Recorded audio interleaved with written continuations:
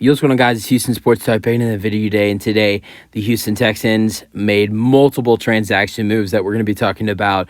Texans fans, let's get started. So I already did separate videos about the Houston Texans signing Eric Tomlinson and CJ Stroud signing his rookie contract, but I am just going to update on all of that.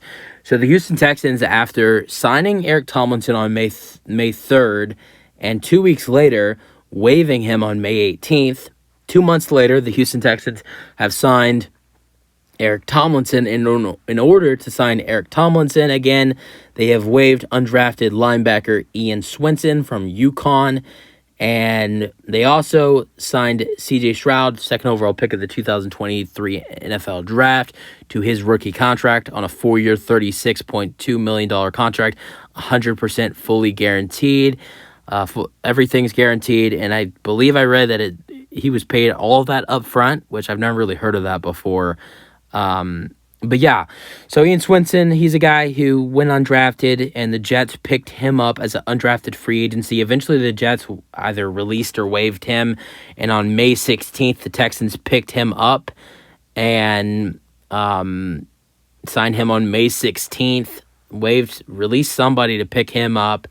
It was Jermaine Carter Jr. that the Texans signed a couple of weeks before that, and they waived him to pick up Ian Swenson, and thought maybe he could potentially make it to training camp, which he was not. He was a little bit close. He was just about a day shy from making the Houston Texans training camp roster, but he didn't make it.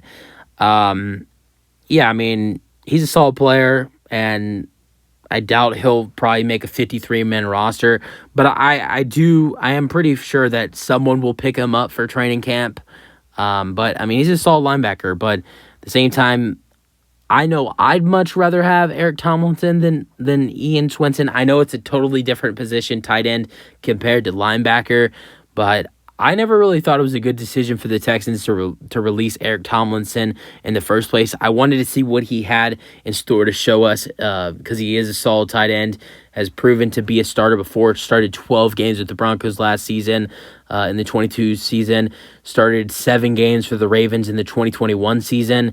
I wanted to see what he could show from us. I don't really think he has a chance to make the 53-man roster, but at the same time, I would like to see what he brings to the table for the Texans.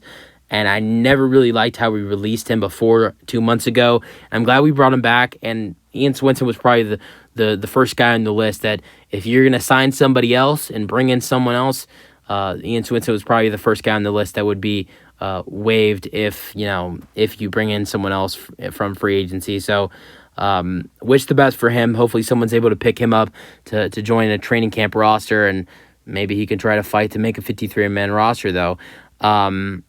I mean, it happened with the Texans. The Jets waived him after going undrafted, and the Texans picked him up in a matter of days. So maybe the same thing will happen for him again.